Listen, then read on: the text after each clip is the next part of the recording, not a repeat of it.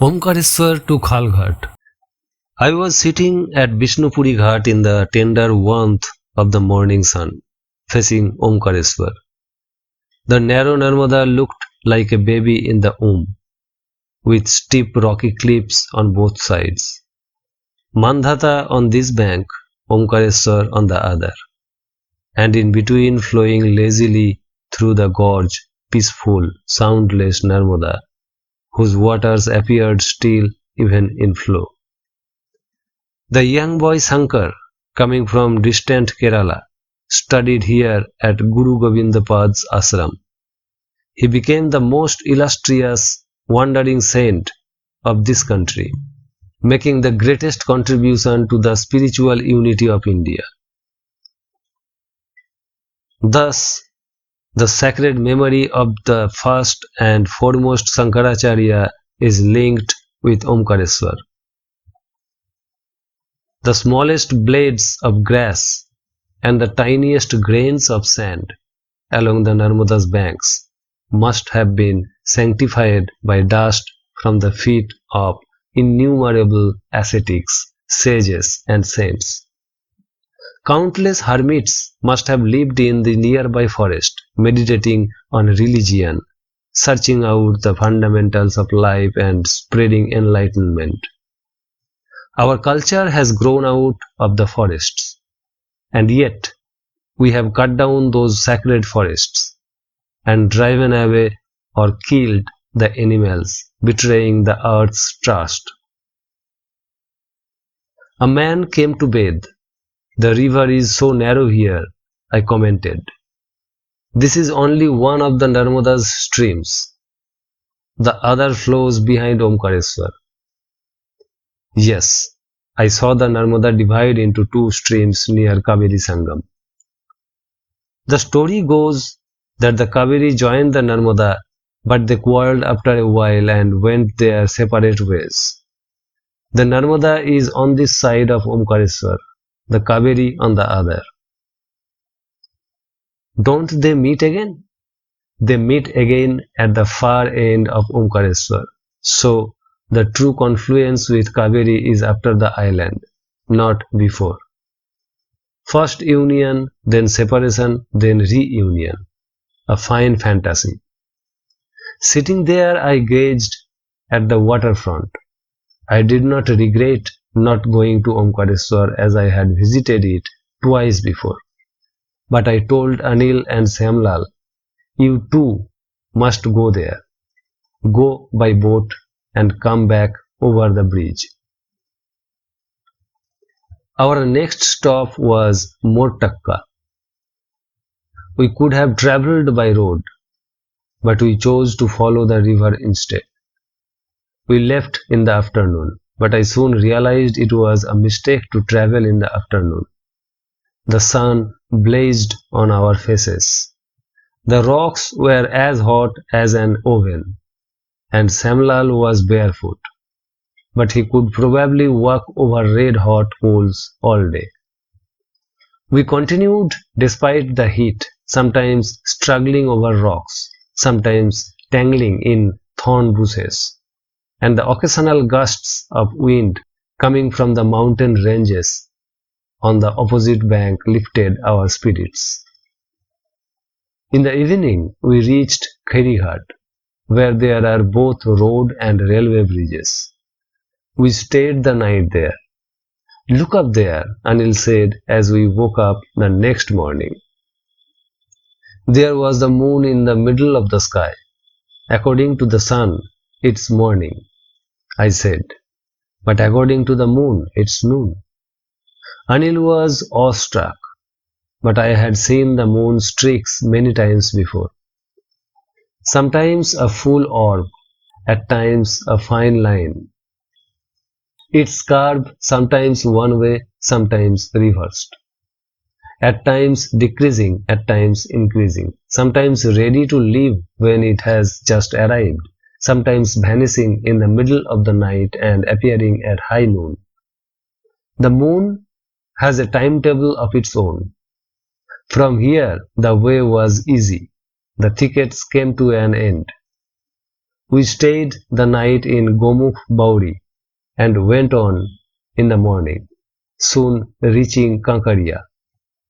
There was a tumble-down dharamsala on the bank, roofless, with broken windows.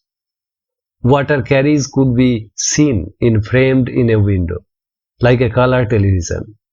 Watching from close by, the window gave a wide-angle shot, whereas stepping back made a close-up.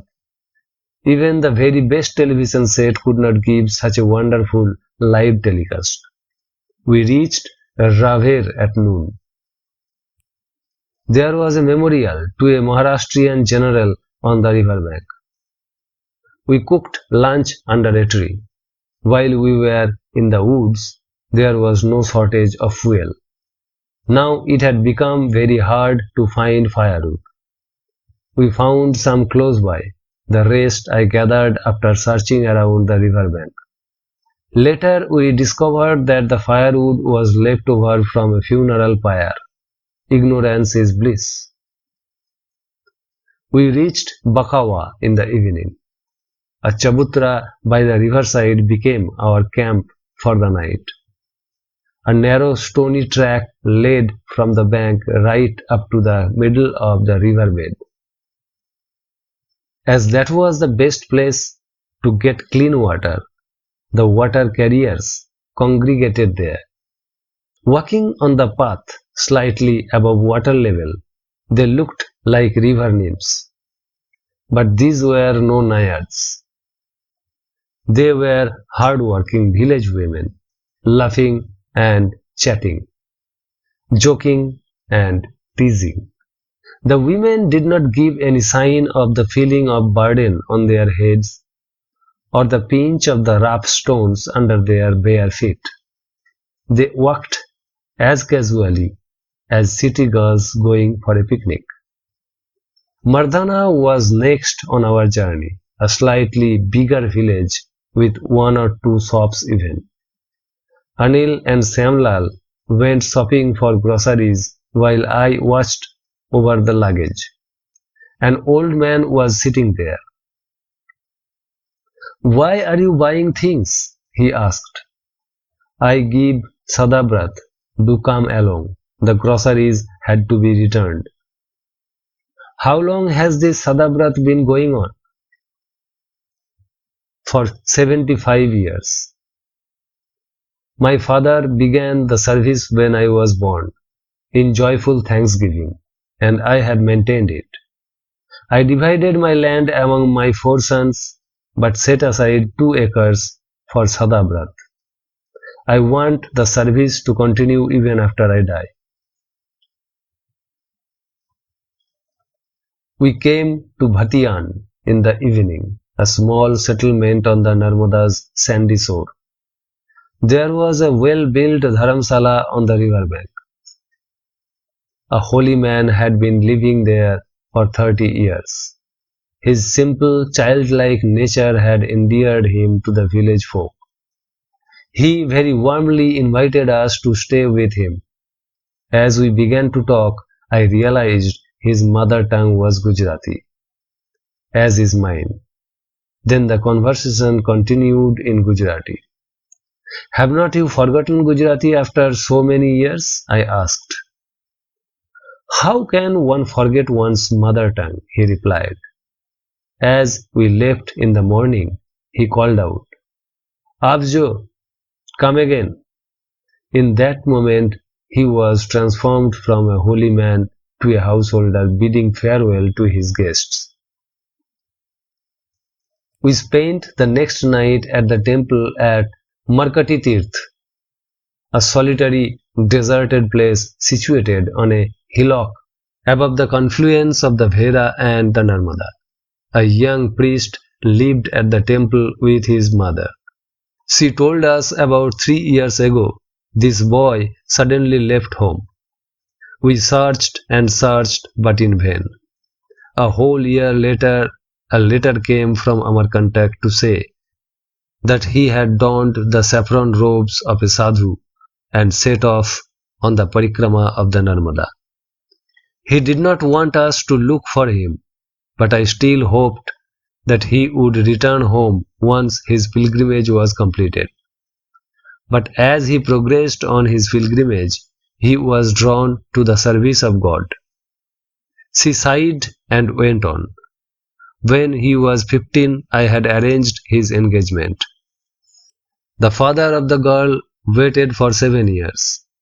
He married off his daughter to someone else last year. I had become so fond of that girl. Tending to the cooking fire, she continued her story. It's very lonely here. There are no villages nearby. Just my son and I.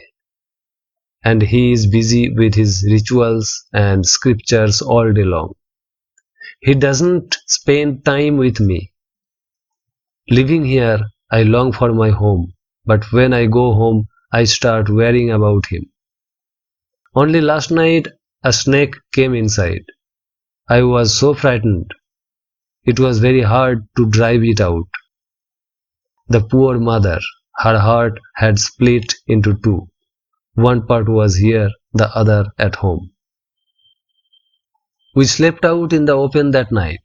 The sky was clear and the stars seemed so close that I could reach out and touch them. We went off in the morning, reaching Navratri at midday. Maheshwar is on the opposite bank, the city of Queen Ahilyabai.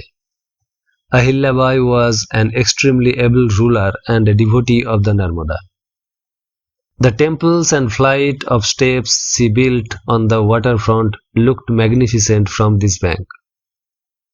An ex-government official lived here with his many dogs, and he spent all his pension on them.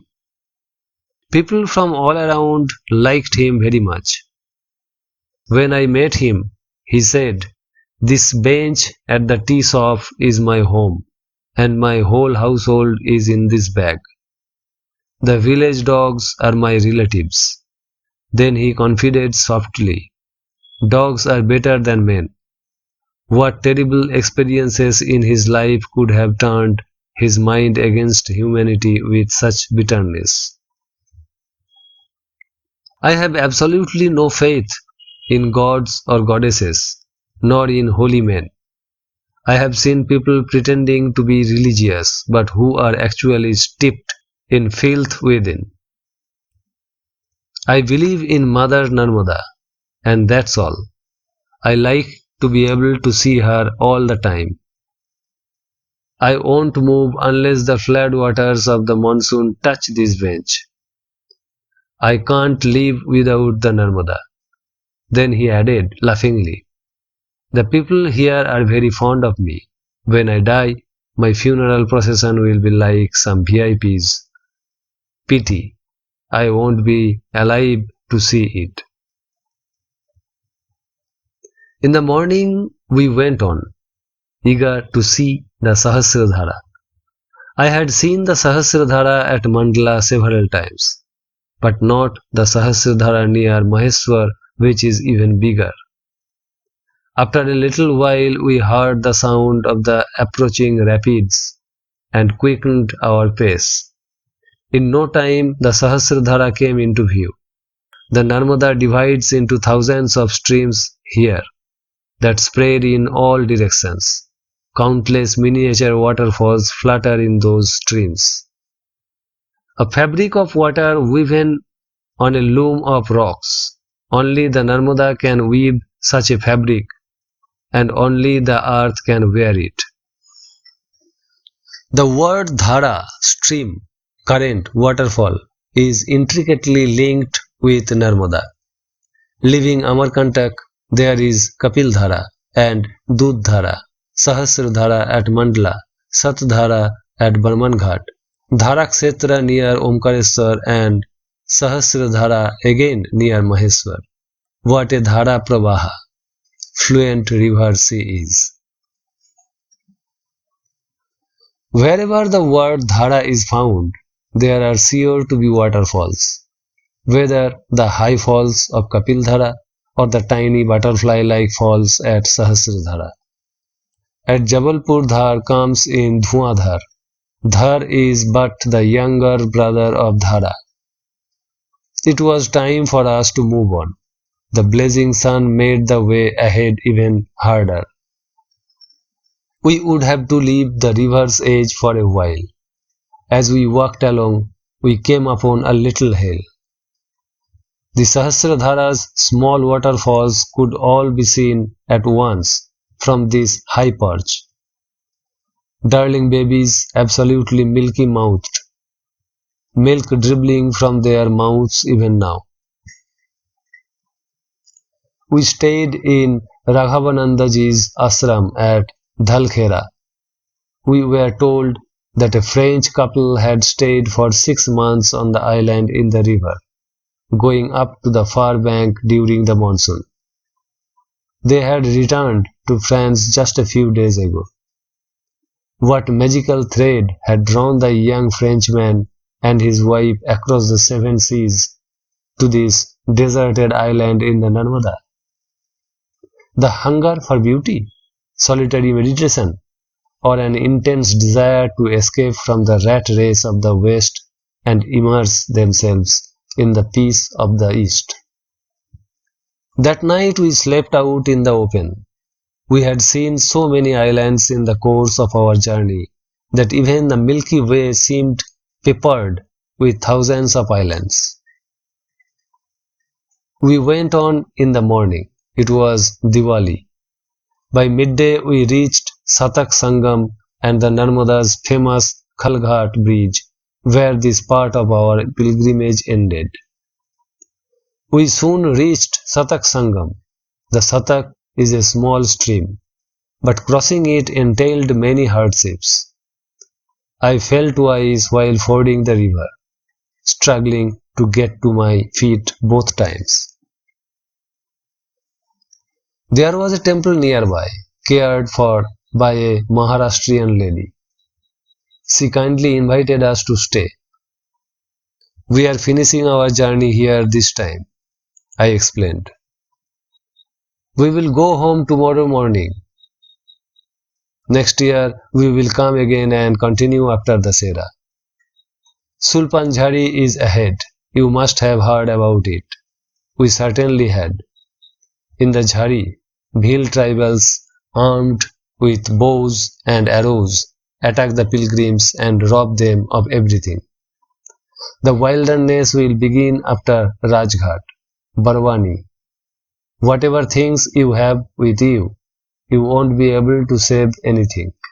They take even clothes and spectacles.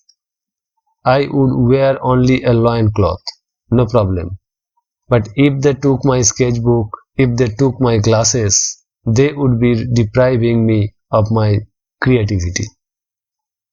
Seeing me brooding, she said, bypass it. Go round the edge of the wilderness instead of through it. No, most definitely not. We would go through the wilderness no matter what happened. But we did decide to go during the summer holidays instead of the Diwali holidays. At least the hot weather would make being stripped naked bearable, unlike the bitter cold of winter. The dark of night sank into the water, turning it black as collyrium. Lying in bed, gazing up at the stars coming out one by one, I was singing softly. I will go with matted hair. I will go begging for alms. I may go penniless, unclothed, but I will go through the wilderness.